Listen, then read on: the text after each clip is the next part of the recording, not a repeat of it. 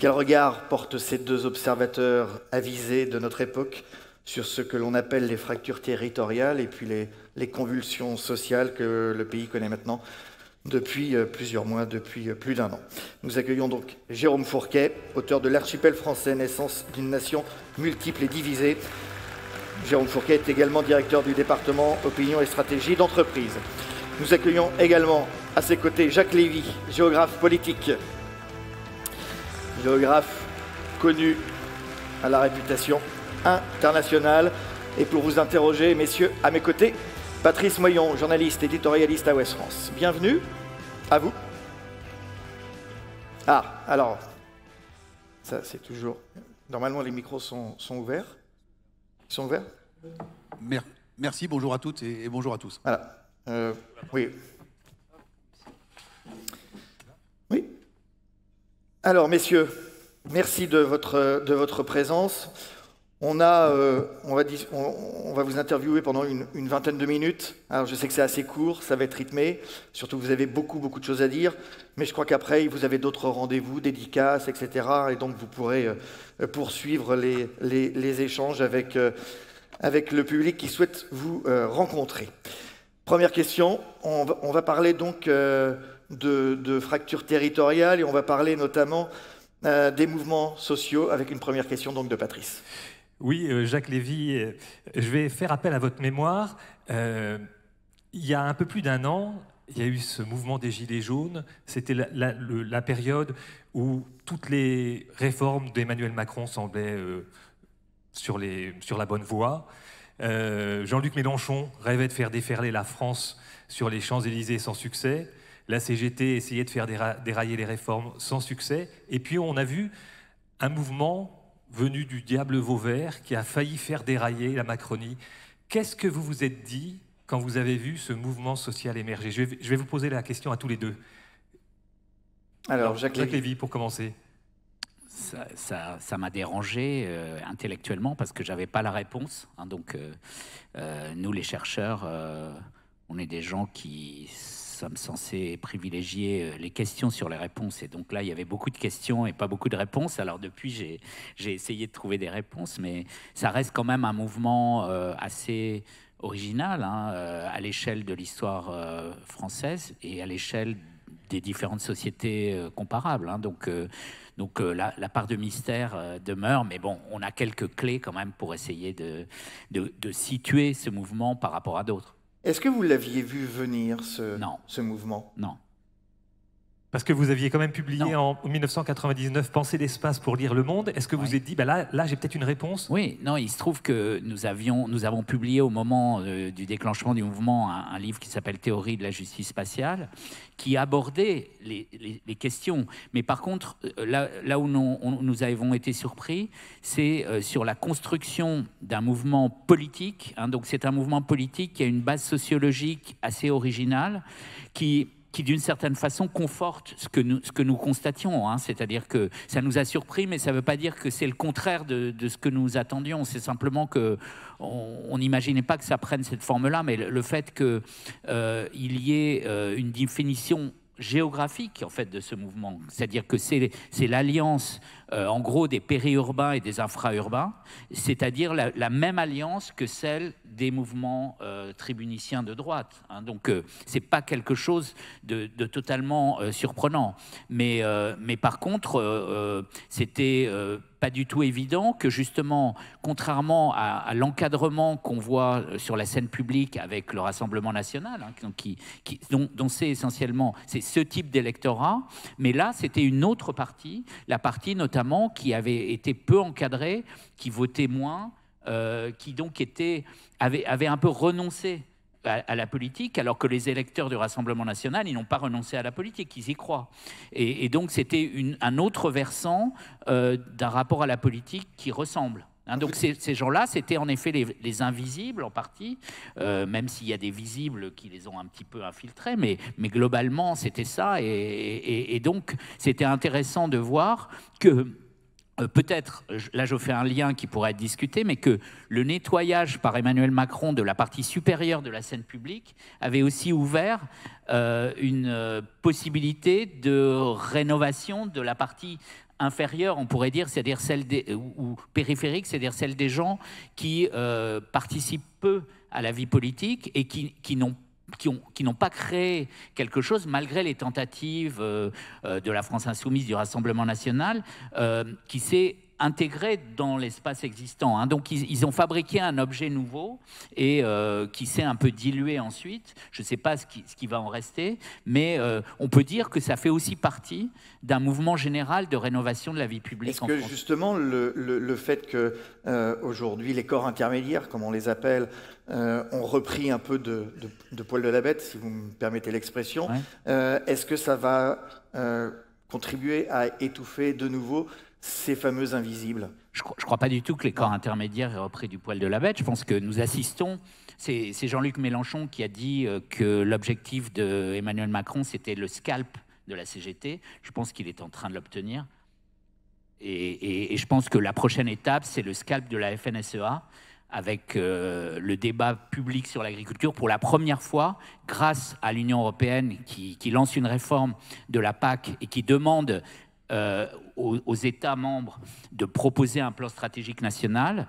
La Commission nationale du débat public lance un débat public sur l'agriculture et pour la première fois, les non-agriculteurs vont avoir leur mot à dire et je pense qu'ils vont avoir beaucoup de mots à dire sur l'agriculture. Donc, par petites touches ou par grosses touches, par gros coups de pinceau, tout un édifice qui était en fait l'édifice de la vie politique entre 82 et 2017 est en train de s'écrouler. Et effectivement, vous faites bien de faire le lien parce que la question c'est par quoi on le remplace. Comment les citoyens vont pouvoir s'exprimer autrement que par l'intermédiaire des corps interposés, comme disent certains, qui décidaient à leur place. Hein, donc personne ne veut plus que ces corps intermédiaires, enfin disons de moins en moins de gens veulent que les corps intermédiaires décident à leur place, mais comment ils vont faire? Et là j'ai la chance de suivre la Convention citoyenne sur le climat, et c'est vraiment impressionnant de voir l'intelligence individuelle et collective de simples citoyens qui ne sont pas du tout des experts du climat ou de l'environnement naturel. Quand on les institue comme décideurs potentiels, la qualité de leur contribution est vraiment extraordinaire. Hein. Et donc là, c'est peut-être une des pistes du vivre ensemble politique à venir. Alors, on y reviendra tout à l'heure. Alors, Jérôme Fourquet, alors vous êtes l'auteur de l'Archipel français. Vous voyez ce mouvement émerger à la télévision, des Gilets jaunes. C'est quoi votre première observation, votre première impression? Alors, on l'a vu... Avant le 17 novembre, quand il y a eu les fameux appels, et on voyait notamment sur les réseaux sociaux se mettre en place des points de rencontre. Et on a cartographié ça, et le 17 novembre, il y avait 2000 points de rencontre en France. Dans des régions, dans des territoires souvent périphériques, comme disait Jacques Lévy, où l'infrastructure militante, la présence d'élus est quand même plus faible qu'ailleurs. Et donc on a été tout de suite très interpellé par la puissance et la profondeur de ce mouvement. Mais ça aussi, vous ne l'aviez pas vu venir. Alors, comme Jacques Lévy, on travaille sur les mêmes problématiques et on savait bien qu'il y avait des fragilités très importantes dans ces territoires, mais on n'avait pas forcément intégré l'idée qu'il pouvait y avoir cet objet politique et cette agrégation via les réseaux sociaux qui se sont déroulés. On avait eu néanmoins quelques signes avant-coureurs. Alors, on ne va pas refaire l'histoire en disant qu'on avait tout vu, mais on avait été assez interpellé par la forte mobilisation quelques mois avant sur la problématique des 80 km/h. On avait vu, nous, dans nos enquêtes à l'IFOP, que c'était le sujet de conversation qui faisait le plus parler dans les familles. On avait vu, on est dans l'Ouest, moi je me souviens d'une manifestation à Caen organisée par des associations de motards. Et il y avait 3000 personnes à Caen. Et donc on parlait de la CGT à l'instant. Je disais, qui est-ce qui est capable aujourd'hui de mettre 3000 personnes dans la rue à Caen sur une problématique comme celle-là? Et donc, il y avait quand même plusieurs petits signaux qui nous faisaient penser que la marmite... On peut même remonter, puisqu'on est en Bretagne... Il y avait les bonnets rouges. Les bonnets rouges qui étaient déjà un prémisse. Tout à fait, tout à fait. Et donc, l'idée, c'est pas qu'on avait vu venir la chose, mais il y avait des signaux qui nous montraient que quelque chose était en train de se passer. Quand on a fait la généalogie de ce mouvement, il y a des choses qui sont passionnantes. On a eu des prémices de tout ça, notamment en Dordogne, avec des collectifs de personnes en colère. Et la personne racontait que pour agréger des gens, elle était passée par les réseaux sociaux, Et elle s'était rendue compte que sur les réseaux sociaux dans son département, ce qui fonctionnait le mieux, c'était les réseaux de brocantes, de vide-grenier. Et donc, elle a commencé à bombarder des messages là-dessus sur « on paye trop de taxes, l'essence est trop chère, on a augmenté les cigarettes ». Et le type qui n'était pas du tout militant professionnel a vu que la mayonnaise était en train de prendre. Ils sont allés déposer, parce qu'ils ne savaient pas comment il fallait faire, ils sont allés en préfecture déposer une demande de manifestation. On leur a un peu rionné en disant « mais vous êtes qui? Vous n'êtes pas la FNSEA, vous n'êtes pas la CGT, vous n'êtes pas une association ». Et puis, le jour J, ils étaient plusieurs centaines sur le rond-point à la sortie de Périgueux. Et donc, c'est tous ces petits signes-là qui nous ont fait penser qu'il était en train de se passer quelque chose, mais encore une fois, complètement en dehors ou en dessous des écrans radars.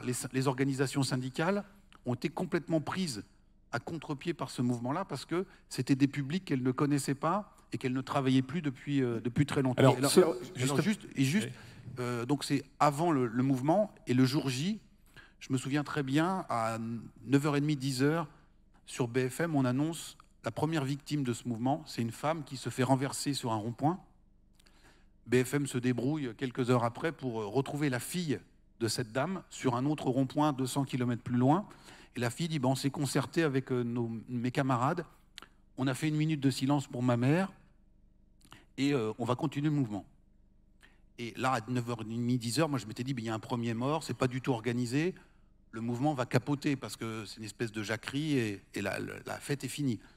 Le soir du 17 novembre, on est à 400 blessés, 1 mort, et le lendemain, les gens reviennent encore sur les ronds-points, et là on se dit, là c'est du très très lourd, c'est du très sérieux, c'est des gens qui n'ont jamais manifesté, ils sont un peu comme le lit qui sort de sa rivière, et là ils vont pas rentrer. Et un mouvement très très féminin aussi. Et alors avec une très forte présence de femmes aussi.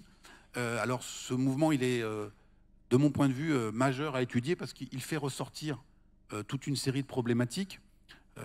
On a des débats nombreux avec Jacques Lévy sur l'étalement urbain. Je pense que la crise des Gilets jaunes, c'est bien la crise de l'étalement urbain, le degré de dépendance à la voiture, mais on a d'autres problématiques, je reviens aux femmes, avec la question des familles monoparentales, qui est remontée comme ça subitement à la surface, à l'aune ou à l'occasion de ce mouvement où beaucoup de ces mamans célibataires ont pris la parole, ont pris le micro et se sont exprimées. D'ailleurs, le gouvernement, quelques mois après, s'est penché sur cette problématique des mères célibataires, sur les impayés de pensions alimentaires, etc., etc. On rappelle juste un chiffre. Aujourd'hui, 20% des familles françaises sont des familles monoparentales. Les familles avec enfants, 20%. Voilà. Et c'était 10% il y a 20 ans. Donc là, on voit bien que c'est difficile à analyser parce qu'il y a à la fois des données géographiques, l'étalement urbain, mais aussi des changements de société qui ont assez peu à voir avec la géographie. Alors, justement, parce que ce mouvement n'a pas été homogène, il a été très, très différent selon les territoires. Qu'est-ce que, vous qui êtes l'auteur de l'Archipel français, qu'est-ce que ça dit de la France contemporaine ? Alors ça dit beaucoup de choses. Je parlais tout à l'heure de l'étalement urbain. Nous, on voyait dans nos sondages que la variable statistique qui était la plus explicative de ce mouvement, bon, il y avait à la fois l'appartenance professionnelle, c'était plus un mouvement d'ouvriers et d'employés, mais aussi quelque chose de très inédit dans notre histoire sociale, d'artisans, des indépendants. Il y avait beaucoup de gens sur les ronds-points qui venaient avec leur utilitaire et qui étaient des indépendants. Et dans notre histoire sociale, on a assez peu eu de mouvements où salariés du privé et du public, d'une part, et puis avec des indépendants, faisaient cause commune. Et l'autre variable qui liait tout ça ensemble et qui était très corrélée au fait de se sentir gilet jaune, c'était une question toute bête qu'on posait, c'était dans votre vie quotidienne, êtes-vous très, assez peu ou pas du tout dépendant de la voiture? Plus on était dépendant de la voiture, plus on s'est identifié au mouvement des gilets jaunes. Et donc c'était une population qui était dans les périphéries, pas d'accès au transport public et, comme Jacques Lévy l'a bien mis en évidence, avec un poids des dépenses de carburant qui, dans le budget familial, pèse énormément. C'est ce que vous appelez, avec une expression qui dit tout, c'est la France du diesel face à la France du kérosène. Alors, voilà, vous me lancez sur le sujet. On les a fait beaucoup parler à leur place, ces gilets jaunes, et on a dit, voilà, la revendication emblématique, c'était le fameux RIC, le référendum d'initiative citoyenne. Sauf que quand on regarde un peu dans le détail sur ce qui se disait sur les ronds-points, il y a une autre revendication qui a eu un grand succès, je ne sais pas si vous vous en souvenez, c'était celle de taxer le kérosène des avions au même titre que le diesel. Alors en langage gilet jaune, ça donne commencer par taxer le kérosène des bobos au même niveau que le gasoil que je mets dans ma Dacia pour aller travailler tous les jours. Parce que ces gens-là nous donnent des leçons, mais en fait, c'est eux qui polluent. Et moi, si je prends ma voiture pour aller travailler, c'est que je n'ai pas de choix. Et c'est moi qui suis taxé. Et c'est moi qui suis taxé. Et donc là, on est sur débattre avec Jacques sur le rapport à l'identité nationale, le rapport au territoire, avec cette France des ronds-points, qui est une France qui est très fortement, pour laquelle le référentiel dominant, ça reste le cadre départemental ou national. Regardez la très forte présence des drapeaux français sur les ronds-points. Il n'y avait pas de drapeau rouge, il y avait beaucoup de drapeaux bleu, blanc, rouge. Et dans beaucoup de manifs, beaucoup de drapeaux régionaux. Alors, le drapeau breton, ça ne compte pas parce que même sur un PSGOM, on aura un drapeau breton. Donc, oui, il y en a un peu partout, c'est vrai. Il y a toujours des drapeaux bretons partout et on en est très content. Mais des drapeaux des Flandres, des drapeaux du Pays Basque, des drapeaux de la Bourgogne. Et si vous reprenez les photos que Ouest France a dû publier sur ce mouvement, beaucoup de gens avaient inscrit au marqueur noir à l'arrière de leur dossard le numéro de plaque minéralogique du département. Je suis du 56, je suis du 22, je suis du 49. Et donc, cette population-là, si son repère, ça demeure la région. Donc, on voit aussi que c'est un mouvement d'automobilistes. Ces numéros, c'est aussi l'indicatif des fameux cibistes. Hein, il y a une quinzaine ou une vingtaine d'années. Donc, c'est la France de la bagnole, la France des camions, face à une France plus métropolitaine qui, elle, se détache progressivement de la voiture. Alors, moi, j'ai une statistique qui m'a beaucoup interpellé. Les Parisiens, Paris Intramuros, aujourd'hui, c'est 38% de possesseurs de voitures. Alors, Jacques Lévy, vous et donc on est sur deux mondes. Justement. Oui. Non, pas pour l'interrompre. Allez-y, parlez dans le micro. Pour compléter que la France du kérosène, d'abord, c'est pas... Je veux dire, les gens du périurbain prennent aussi beaucoup l'avion, mais par ailleurs, si on compare ce qui est comparable, la vraie différence, c'est que... plus on habite dans une grande ville, plus on marche. Et donc, il y a une étude récente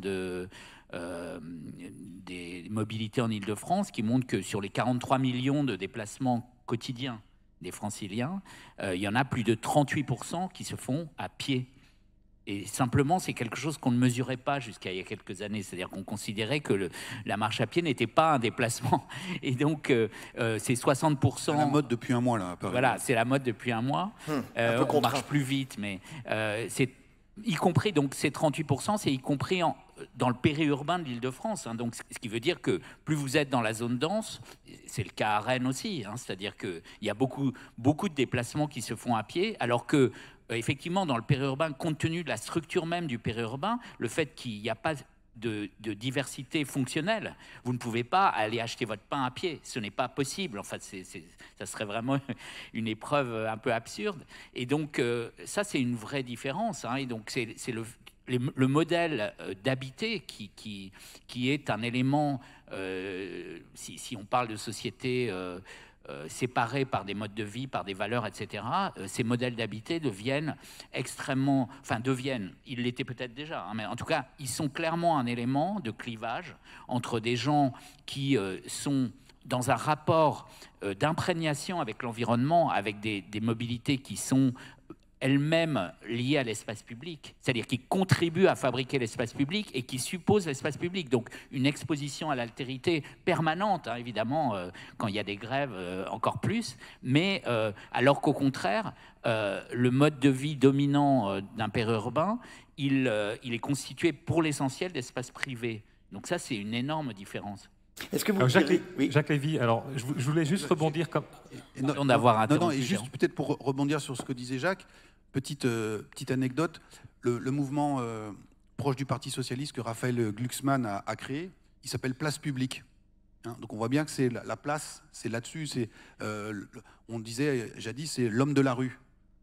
Eh bien, les Gilets jaunes, c'était le peuple de la route.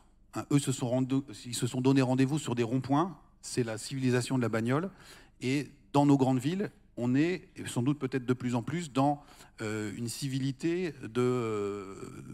beaucoup plus urbaine et qui donne une grande place à la rue en tant que lieu où on marche. Et c'est Raphaël Glucksmann d'ailleurs qui disait « Je me sens plus chez moi à Berlin, je crois, qu'en Picardie ». Que quand je me rends en Picardie. quand je Voilà, me donc rends là, en on était Picardie. bien sur la France kérosène. Alors, il faut lui rendre hommage, il était lucide parce qu'il disait je me rends compte qu'il y a un Oui. problème. Hein. Et donc, on est bien là-dessus aussi. Et c'est pour ça que ce mouvement-là a fait cette dimension très forte. Moi, je fais souvent une blague en disant quand les gens des ronds-points ont vu arriver Nicolas Sarkozy et François Hollande au pouvoir, ils ne se sont pas identifiés à eux parce qu'ils savaient bien qu'ils n'étaient pas du même monde, etc. Mais quelques semaines après, quand un soir, à la télé, ils les ont vus au sortir d'un G20 annonner quelques phrases en anglais, le peuple des ronds-points était rassuré en disant « Bon, ils sont aussi nuls en anglais que nous, donc ils font partie de la famille. » Cette identification, ce réflexe, n'est plus possible Avec Emmanuel avec Macron. Emmanuel Macron. Et Benjamin Griveaux, qui représente La République En Marche pour les municipales à Paris, il est très en phase, peut-être qu'il fait des sondages, il est très en phase avec les attentes de cet électorat macroniste parisien. Il a dit, moi, une de mes mesures phares, ce sera qu'à la fin de mon mandat, si je suis élu, tous les petits Parisiens qui sortent du collège soient bilingues en anglais. Et donc, il y a des élus dans cette salle, je n'ai pas souvenir qu'on ait eu ce type de proposition historiquement dans des campagnes municipales. Donc, et il explique très bien en disant, Paris est une ville-monde, ces jeunes vont être amenés à se balader sur toute la planète, peut-être pour y trouver un travail, et donc il faut qu'ils soient armés dans la mondialisation. Les garçons de café, notamment, ça serait pas Voilà, mal. c'est ça. Ceux qui font les maîtres boulangers. Alors, Jacques Lévy, moi je m'adresse aux géographes. On a vu aussi que ce mouvement des Gilets jaunes, il n'a pu exister que par les réseaux sociaux et par Facebook. Alors, pour le géographe, est-ce qu'il y a des nouveaux territoires aujourd'hui qui sont liés à ce monde du numérique ? Oui, certainement. Hein. Je vous invite d'ailleurs puisqu'on vient de changer d'année, à regarder tout ce qui s'est passé, tous les mouvements politiques qui ont eu lieu dans le monde en 2019, une année extraordinaire. Et je dirais, en tant que citoyen, extraordinairement positive. C'est-à-dire qu'il y a eu énormément de mouvements politiques défendant les valeurs qui sont celles de l'Europe, et qui sont, on pourrait dire, des valeurs progressistes, qui ont montré leur force et qui ont gagné, pour certains, comme au Soudan, par exemple, hein, qui attendait le Soudan, qui continue à se battre comme en Algérie.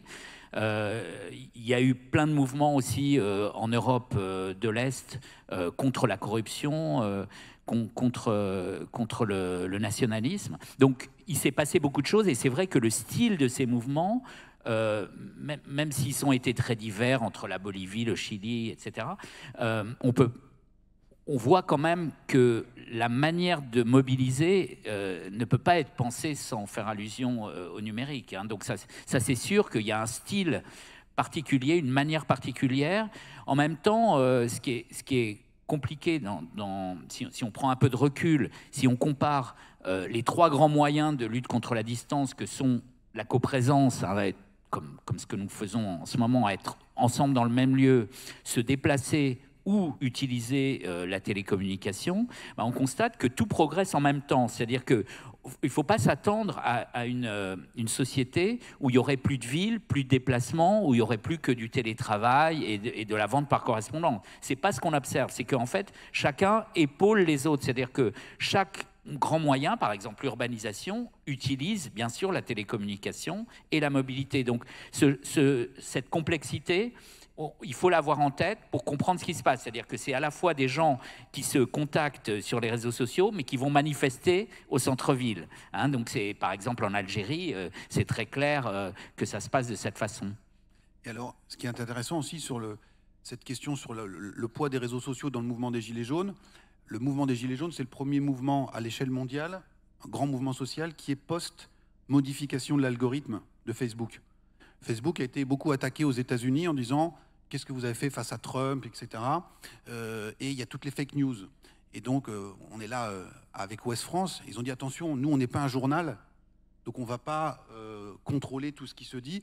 Nous, on a comme mission de mettre en relation les gens. » Et donc, pour illustrer cela, ils ont modifié l'algorithme pour que non seulement on vous renvoie vers des pages dont la machine avait identifié que les centres d'intérêt étaient proches des vôtres, mais qu'en plus, c'était la condition nouvelle, la personne qui tient cette page habite à proximité de chez vous. Et c'est comme ça que ces collectifs de Gilets jaunes se sont structurés sur les réseaux sociaux, mais avec cette modification de l'algorithme, en mettant en relation des gens dans le périurbain qui ne se croisaient pas, ou ils faisaient que se croiser en voiture, mais ne se connaissaient pas. La Seine-et-Marne a été un des bastions des Gilets jaunes, avec, c'est là où habite Priscilla Ludowski, où habite aussi Éric Drouet. Ils ont raconté qu'ils s'étaient rentrés en contact via Facebook. Ils habitent à 25 ou 30 km. Donc il y a à la fois le rôle de ce réseau social, mais matinée de proximité, ce qui a permis de connecter des gens dans des univers assez proches, alors qu'ils se croisaient, ils faisaient que se croiser sinon. Merci Jacques Lévy, merci Jérôme Fourquet d'être venu nous dire quelques mots sur la scène des Assises.